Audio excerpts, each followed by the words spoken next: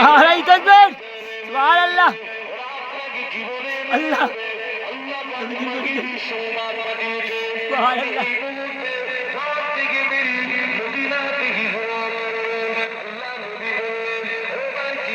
সুবহানাল্লাহ আমি যাবো কি করে ওরা যে আমার ঘরটা ঘিরে দাঁড়িয়ে আছে আমি পাগল ওরা আমার করে করবে ওরা আমার জানে মেরে দেবে আল্লাহ ফেরেশতা বলেছে ইয়া রাসূলুল্লাহ হাবিবাল্লাহ আপনি ঘাবড়াবেন না আপনি ভয় পাবেন না আল্লাহ পাক জানিয়ে দিয়েছে আপনি শুধু এক মুশরিক বালুদের দিকে নিক্ষেপ করবেন এই বালুটা লাগাতে হবে কোথায় তাই বিকশন আল্লাহ দিয়েছে সুবহানাল্লাহ নারাই রিসালাহ নারাই তাকবীর আপনি ঘাবড়াবেন না আপনার কাজ হচ্ছে শুধু এক মুষ্টি বালু ওদের দিকে নিক্ষেপ করবেন বালুটা লাগাতে হবে কোথায় দায়িত্বটা কে নিয়েছেন একটু যদি বলুন না কাবা শরীফকে ধ্বংস করতে এসেছিল কে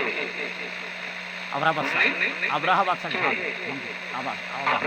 আবরাহা বাদশা আর ওকে ধ্বংস করার জন্য আল্লাহ কি পাঠিয়েছিলেন আবাবিল পাখি পাখি আবাবিল ঝাঁকে ঝাঁকে ঝাঁকে ঝাঁকে পাখি ছোট্ট ছোট্ট পাখি হাতে একটা করে পাথর দুই পায় সুবহানাল্লাহ পাথর মোট হচ্ছে তিনটে করে পাথর নিয়েছে পাখিটা সেই পাথরগুলো ছোলার মতো উপর থেকে ফেলেছে এক একটা পাথর এক বোমের মতো সুবহানাল্লাহ বোমের মতো কাজ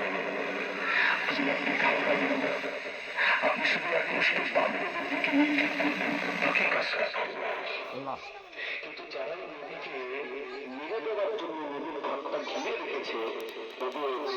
মূল্যবান সম্পদ আমানত আছে কার কাছে বিশ্ব নবীর কাছে কার কাছে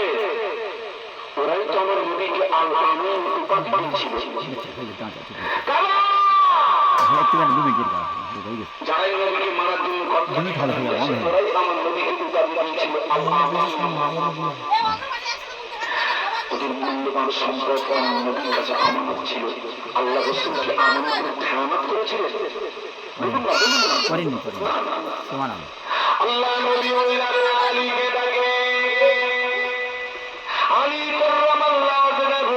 আল্লাহ নবী হুজরা শরীফের ভিতরে আল্লাহ নবী ডেকে বললেন ও বাবা আলী আমি রাসূলুল্লাহ আল্লাহ পাকের হুকুমে আমি মদিনাতে চলে যাচ্ছি বাবা আলী তবে ওদের মূল্যবান সম্পদ ওরা আমার কাছে আমানত রেখেছিল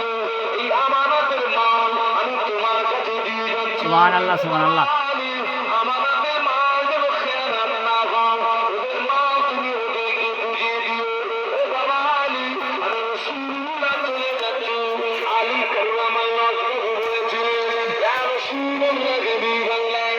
আপনি আমাকে লিখে দিয়ে চলে যাচ্ছেন আল্লাহর আদেশে চলে যাচ্ছেন যান তবে যাওয়ার বেলা একটা কথা যদি দিয়ে যেত আমি আলী বড় খুশি হতাম আমি আলী বড় সন্তুষ্ট হতাম কি কথা বাবা আলী ইয়া রাসূলুল্লাহ হাবিবাল্লাহ ওরা আপনাকে না পেয়ে ওরা যদি আমাকে মেরে দেয় এটা আপনার সঙ্গে আমার বিদায় দেখা হবে না সুবহানাল্লাহ আপনি যদি একটা কথা দিয়ে যান আমি বড় খুশি হব কি কথা বাবা আলী ইয়া রাসূলুল্লাহ হাবিবাল্লাহ কিয়ামতের ময়দানে যদি বাপ-দাদার হবে না দাদা-বাপের হবে না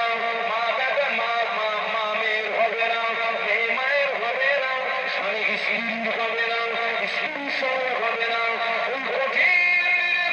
সময়ে আমি আলীকে না নিয়ে আপনি জানো আল্লাহ পাকে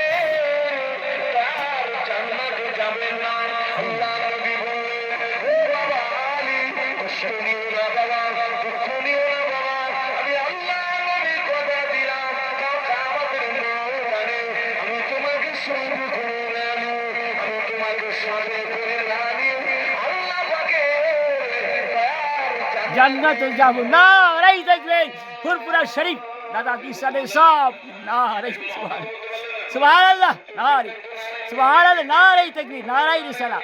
সুবহানাল্লাহ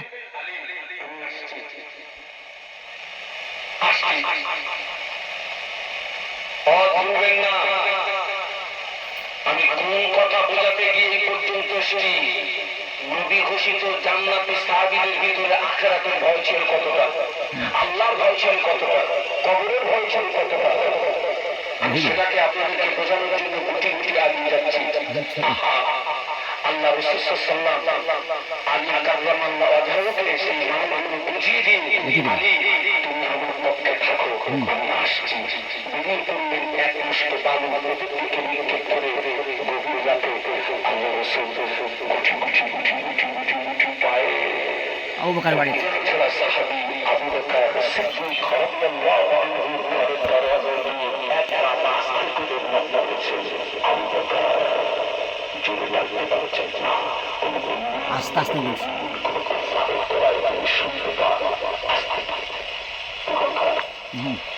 ও দিয়ে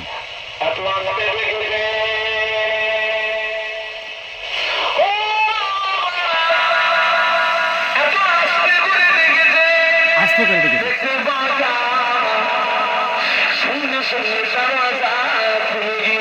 নারাই তাকবীর আল্লাহু আকবার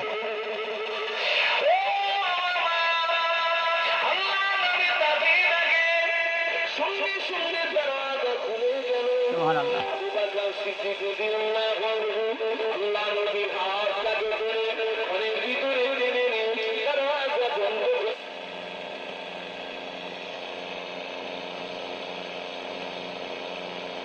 মানে দূর থেকে আসছে তো